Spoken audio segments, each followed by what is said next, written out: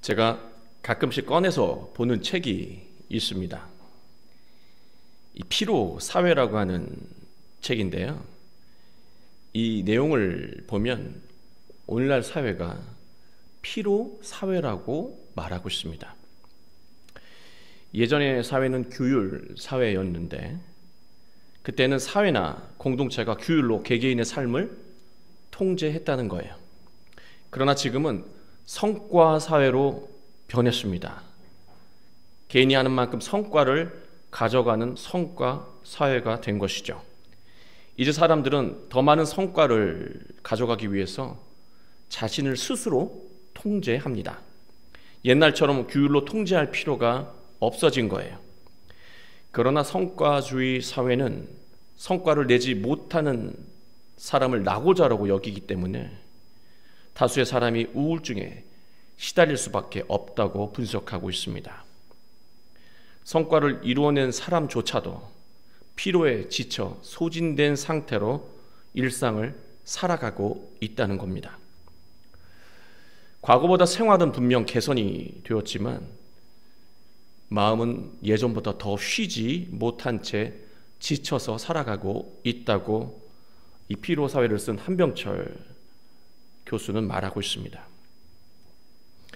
열심히 일해서 삶의 환경을 바꾸는 것은 좋은 일입니다. 그러나 환경이 좋아진다고 해서 마음까지 편해지는 것은 아니라고 하는 거예요. 우리의 마음이 욕심에 끌려다니고 걱정과 불안에 시달리게 되면 한순간도 제대로 쉬지 못하게 되는 것이죠. 몸이 쉬어도 쉬는 게 아닌 거예요. 마음이 제대로 쉬지 못하면 아무리 좋은 환경에서 살아간다고 해도 삶의 질은 낮아질 수밖에 없습니다. 그리고 인생은 불행해질 수밖에 없다는 거예요. 며칠 전에 TV에서 놀이동산에 모인 인파를 보고 깜짝 놀랐습니다. 그걸 보니까 이제는 정말로 코로나가 막바지에 달았구나라고 하는 생각이 들었습니다. 그리고 우리 주변을 보면 지금까지 정체되었던 것들을 빠르게 회복하려고 다들 분주하게 노력하고 있습니다. 그건 사회뿐만이 아니라 교회들도 마찬가지겠죠. 그러나 지금 이 시기가 정말 지금까지 못해왔던 일들을 서둘러야 할 때인가? 오늘 말씀을 보면 그게 아니라고 하는 것입니다. 오히려 지금이야말로 잘 쉬어야 할 때라고 하는 거예요. 넋 놓고 쉬자는 말이 결코 아닙니다. 영적으로 꼭 필요한 쉼을 이루어야 하는 시기라고 하는 말씀입니다. 우리는 2년 넘는 기간 동안 언제 끝날지 모르는 이 코로나 때문에 괴로운 현실을 참고 견뎌왔습니다. 불안한 미래를 걱정했습니다. 영적으로 쉰 적이 거의 없다는 사실입니다. 영적으로 지친 상태에서 소모적인 일을 계획하는 것은 바람직하지 않다는 겁니다. 지금이야말로 오랜 기간 지쳐 있었던 영혼에 참된 쉼을 공급하고 재충전해야 될 때라고 하는 거예요. 영적으로 충만해지지 않은 상태에서 급하게 일을 추진하게 되면 오래가지 않아서 금세 번아웃, 탈진하고 말 것입니다. 지금 새로운 시작을 준비하길 원한다면 지금 먼저 영적인 쉼을 이루어야 한다는 말씀입니다.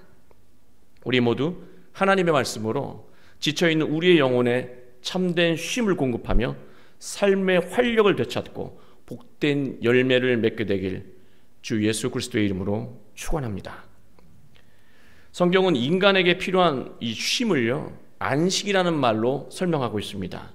이 안식이라고 하는 이 한자 그 자체가요, 평안하게 쉬는 거예요. 헬라어로는 카타파우시스, 쉰다라고 하는 의미도 있지만 뭐뭐에 따라 멈추다라고 하는 것이 안식의 의미라고 하는 거예요. 사람은 무엇인가를 멈출 때 비로소 마음의 평안을 느끼며 쉴 수 있다는 말이기도 합니다. 히브리서는 안식의 두 가지 개념을 설명하고 있습니다. 생활의 안식과 영적인 안식입니다. 생활의 안식과 영적인 안식입니다. 다르게 말하면 두 가지 멈춤의 유형을 말하고 있는 것과 같습니다. 첫 번째, 생활에 대한 걱정과 불안이 멈출 때 우리는 비로소 평안을 느끼며 쉴 수 있지요. 두 번째, 인간의 뿌리 깊은 영적인 걱정과 불안이 멈출 때 우리는 참된 평안을 느끼며 쉴 수 있다는 것입니다. 이스라엘 백성은요, 애굽에서 탈출해서 광야에서 40년 동안 어려움을 겪었습니다. 이때가 바로 불안정한 세월이었던 것이죠. 백성들은 하나님이 약속하신 가나안 땅에 들어가는 것을 안식이라고 여겼습니다. 광야에서 떠돌이 생활을 마치고 가나안 땅에 들어가 정착하고 살아가는 것이 생활의 안식이잖아요. 바로 여기서 안식이 이루어진다고 여겼던 거예요. 오늘날로 비유해서 말하면 집이 없이 힘들게 살아가다가 자기 집을 마련한 것과 비슷한 의미가 될 것입니다. 특별히 우리나라 사람들은 집을 갖게 되면 참된 안식이 이루어질 거라고 믿는 성향이 더 강하지요. 그래서 집을 갖기 위해서 쉼 없이 열심히 살아갑니다. 또 삶이 빠듯한 사람의 경우는 경제적인 상황이 나아지기만 하면 모든 걱정과 근심이 사라질 거라고 믿고 성실하게 일하며 검소하게 살아갑니다. 그래서 집을 소유하고 형편이 나아지면 분명 기쁨과 평안을 느끼게 되죠. 그러나 잠깐뿐이라고 하는 것입니다. 새로운 욕심이 다시 올라오고 새로운 걱정과 근심이 다시 생기기 시작한다는 거예요. 왜 이러는 것일까? 3절 말미에 세상을 창조할 때부터 그 일이 이루어졌느니라. 이 말씀은요, 아담과 하와가 선악과를 범한 이후부터 사람은 영적으로 참된 안식을 이루기 어려운 존재가 되었다는 것을 의미합니다. 세상의 것들을 차지하고 소유한다고 해도 인간 마음 그 뿌리 깊은 곳에 있는 욕망으로 인해서 결코 영적으로 편안한 안식을 이루지 못하고 늘 고달프게 살아가는 존재가 사람이라고 하는 거예요. 1절에 유대인 중에는요, 그의 안식에 들어가지 못하는 자가 있을 수 있다고 말하고 있습니다. 가나안에 들어와 안식을 이룬 것이 시간적으로 벌써 1500년이 넘었습니다. 이 히브리서가 쓰여진 게 출애굽해서 가나안 땅에 정착한 지 대략 1500년 가까이가 된 거예요. 그러나 백성들은 여전히 참된 안식, 참된 쉼을 이루지 못하고 있다 말하고 있습니다. 가나안에 들어가서 땅을 차지하고 풍요를 누리는 생활의 안식은 이루었지만 참된 안식과 쉼은 이루지 못했다는 것입니다. 만약 지금 우리도 이 생활의 안식만 이루어지면 모든 것이 해결될 거라고 생각하고 살아간다면 우리의 미래는 정말로 두려워하라고 하는 불안하고 무서운 미래와 마주하게 될 수도 있다라고 하는 경고의 말씀이기도 합니다. 3절 중간을 보면 시편 95편 11절을 인용하고 있는 말씀인데요, 내가 노하여 맹세한 바와 같이 그들이 내 안식에 들어오지 못하리라 하셨다. 8절 만일 여호수아가 그들에게 안식을 주었더라면 그 후에 다른 날을 말씀하지 아니하셨으리라. 여러분, 여호수아가 이스라엘 백성들을 데리고 이 고단한 광야 생활을 마치고 가나안 땅에 들어가 정착하게 만들잖아요. 생활의 최초의 안식을 이루어준 사람이 여호수아잖아요. 만약 그 여호수아가 준 이 안정된 생활의 안식이 처음이자 끝이라고 한다면 훗날 다윗 왕이 시편 95편을 통해서 새로운 안식의 개념과 안식의 날을 굳이 말하지 않았을 거라고 하는 거예요. 1절에 그의 안식이라고 하는 말을 하고 있는데 굉장히 중요한 의미입니다. 그의 안식, 그는 누구인가?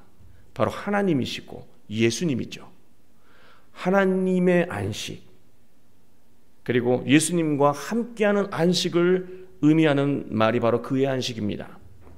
예수님과 함께하는 영적인 안식을 이루어야만 비로소 마음의 참된 쉼이 이루어지고 소진된 몸과 마음이 활력을 되찾아 기쁨과 열매를 가득한 인생을 살아갈 수 있다는 것입니다.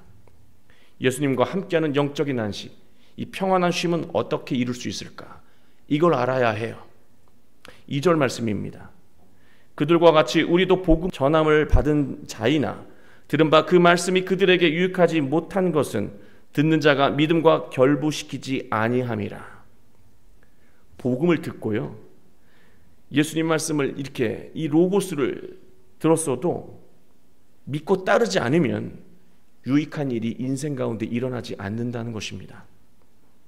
예수님을 믿고 말씀을 살아가는 자에게 주님의 안식, 평안한 쉼이 이루어진다고 말하고 있습니다.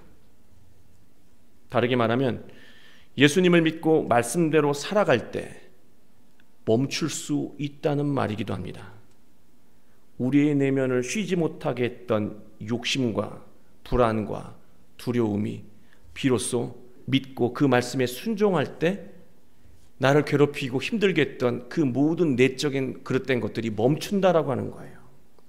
이것들이 멈춰야 참된 안식, 평안한 쉼이 이루어지고 삶 가운데 진정한 활력이 또 자신감이 생긴다는 말씀입니다.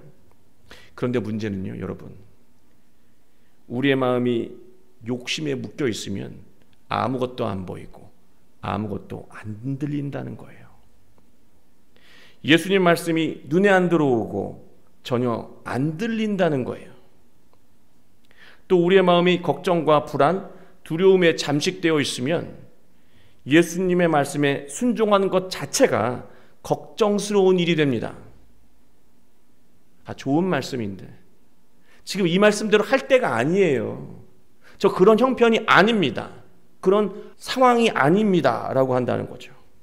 내 코가 석자인데 안 될 게 뻔한데 걱정과 불안이 멈추질 않아서 순종이 안 된다는 것입니다. 순종하면 다 해결된다고요? 순종이 안 된다니까요. 왜?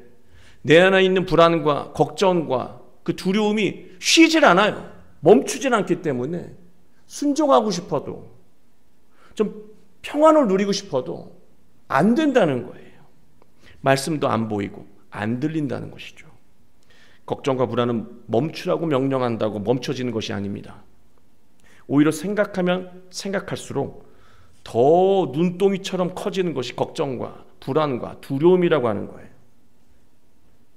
걱정과 불안, 두려움을 지속적으로 느끼는 상태가 심각한 것은요, 사람이 아무리 쉬어도 삶의 에너지가 충전이 안 된다는 거예요.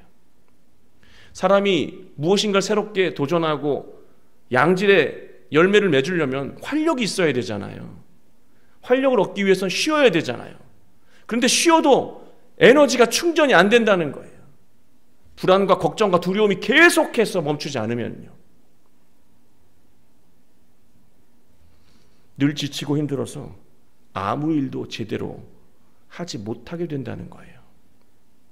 우리는 신앙생활을 하면서 이런 말을 자주 하고 자주 들을 때가 있습니다. 이런 말이에요. 제가 웬만하면 열심히 신앙생활을 하고 싶은데요, 지금은 그럴 형편이 아니에요. 신앙인의 다수가 경제적인 형편이 좋아지고 마음의 여유가 생겨야 신앙생활을 할 수 있다고 생각한다는 거예요. 그러나 오히려 정반대입니다. 신앙은요, 걱정과 불안에 시달리고 형편이 어려워서 자신감을 잃어버렸을 때 더욱 필요한 것이고, 바로 그 순간에 진가를 발휘하는 것이 신앙이라고 하는 거예요. 7절 중반에 오늘 너희가 그의 음성을 듣거든 너희 마음을 완고하게 하지 말라. 예수님의 복음, 하나님의 말씀을 듣고서 그냥 흘려보내면 안 된다는 겁니다. 마음이 완고하다라고 말하고 있잖아요. 이 스클레리노라고 하는 이 단어는요, 마음이 딱딱한 것을 뜻합니다. 여러분, 사람은 딱딱해지면 죽어가는 겁니다. 몸이 딱딱해지는 현상을 암이라고 말하고요, 영이 딱딱해지는 것은 타인의 말을 전혀 수용하지 못하는, 그리고 예수님의 말씀을 그 진리임에도 받아들이지 못하는 소통불능의 상태, 그게 바로 영적으로 딱딱한 상태예요. 어떤 것도 새로운 것이 시작될 수 없는 마음 상태죠. 이런 상태가 지속되면은요, 본인도 죽지만 주변도 함께 고통을 겪게 된다는 거예요. 완고한 영적인 상태에서 벗어나 예수님의 말씀에 순종하기 위해서는 참된 안식에 들어간 사람들의 그 신앙을 배워야 합니다. 나는 참된 안식을 좀 이루고 싶은데 안 되잖아요. 불안도 걱정도 두려움도 멈추질 않아서, 때로는 1차적인 생활의 안식도 이루지 못해서 쉬지 못하잖아요.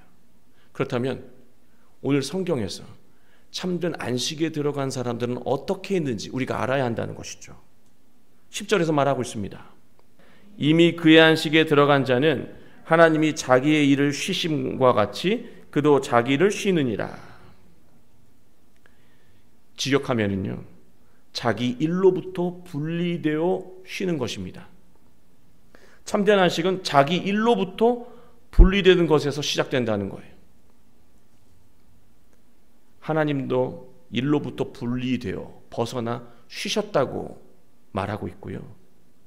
우리도 바로 믿음으로 자기 일에서 자신을 분리하고 쉬어야 참된 안식, 그 쉼을 이룰 수 있다라고 하는 것입니다. 그러나 우리는 잘 알고 있습니다. 우리의 일을 멈춘다고 해서 걱정과 불안까지 멈춰진 것이 아니라고 하는 사실을 말입니다. 자기 일에서 분리해서 쉬라는 것은요, 모든 것을 잊고 그냥 쉬자, 그렇게 말하는 게 아니에요. 그렇게 되지도 않아요. 여러분, 근심 걱정이 있을 때 어디 좋은 데 가서 쉬고 오시잖아요. 다시 집으로 돌아올 쯤 되면 충전되시던가요? 아니면 그 근심이 스물스물 다시 올라오시던가요? 다시 직장 갈 생각에 괴로움에 지치십니까? 대부분 다 그래요. 쉰다고 마음까지 쉬는 것이 아니라고 하는 거예요. 일과 나를 분리시킨다고 마음까지 일에 이렇게 묶여 있었던 근심 걱정까지 분리가 되는 게 아니라고 하는 거예요. 자기 일에서 확실하게 분리되는 길은요, 단 하나뿐입니다. 자기 일이 아니라 하나님의 일을 하는 거예요. 하나님의 일은 다른 것이 아닙니다. 자신이 아닌 가족이 행복할 일을 하는 것이죠. 어제 집사람이 막내 방 앞에 있는 베란다를 이렇게 정리하는 것을 보다가 저는 교회 와서 이제 일을 하게 됐는데요. 좀 미안하지만 거기는 제 책과 짐들이 산더미처럼 쌓여 있는 곳이라서 작업하기가 참 어려운 장소입니다. 아마도 아내는 그곳을 볼 때마다, 이 정리되어 있지 않고 산더미처럼 쌓여 있는 곳을 볼 때마다 마음이 불편했던 것 같습니다. 거기만 보면 영적인 안식이 안 이루어지는 것이죠. 막내의 경우는 자기 방 앞이 정리가 안 돼 있는 게 정말 싫었나 봐요. 정리를 마친 아내의 얼굴은 평안한 얼굴이었고요. 정리된 방을 보는 아이는 엄마에게 안겨서 정말 고맙다고 기뻐하는 거예요. 제가 문제인 걸 알아요. 여러분, 그런 눈으로 안 보셔도 됩니다.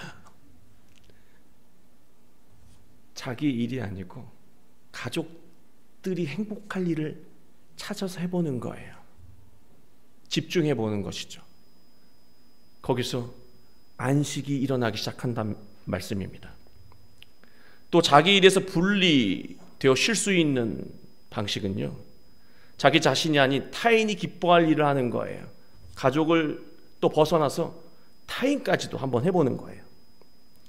누군가를 기쁘게 해주는 것이죠. 그리고 그의 반응을 한번 보세요. 그리고 그의 반응을 느끼는 나 자신을 한번 느껴보세요. 바로 쉽게 경험할 수 없는 놀라운 회복이 우리의 내면에서 일어나기 시작한다는 거예요. 늘 나만 생각하고 사셨잖아요. 그래봐야 늘 근심 걱정에 짓눌려요. 가족부터, 자녀부터, 배우자부터, 친구와 동료와 교인, 한번 주변을 돌아보세요. 내 일이 아닌 누군가를 기쁘게 하는 일을 한번 해보는 거예요.